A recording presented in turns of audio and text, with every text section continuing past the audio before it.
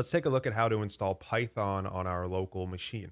And just like Git, I'm going to have my command prompt or your terminal open, and I'm going to run Python 3 dash dash version. And we can see it's not here, so it can't recognize it, meaning I don't have it on my machine. Now, to get this, we're going to follow the same steps. Just going to search Python install or download, I should say, but either should work. Download Python. So we'll go to python.org. It's an open source, just like Git. It's free to use. There's no limitations here. And we can see it recognizes I'm already on Windows, so it's offering me the latest version of Windows. But if you are on Linux or Mac or something else, you can do this here and kind of go through the same process. But I'm going to download Python 3.10. It's the latest version, and just click this button. Save. We'll let it download. Let's double click this and open up the installation.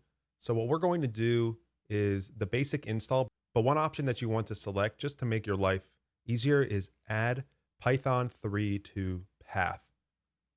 Essentially, it's just a shortcut for your computer that anytime you write the word Python, it knows to execute this particular program.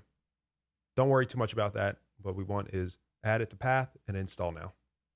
The main thing to remember here is what we're doing is we're installing Python, this programming language, onto our machine so that it knows how to use it. And ultimately, again, DBT is a Python project. It's a Python package.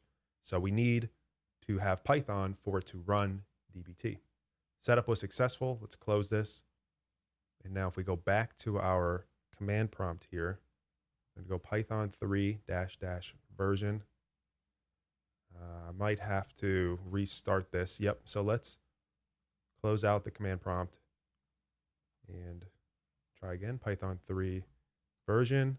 Now, in order for your computer to now recognize Python and work with it correctly, you need to restart your machine. So it reboots and it has it, it's good to go. Otherwise, we can still come back in here and write this and it's not going to be there. So let's restart the machine and come back and try it again.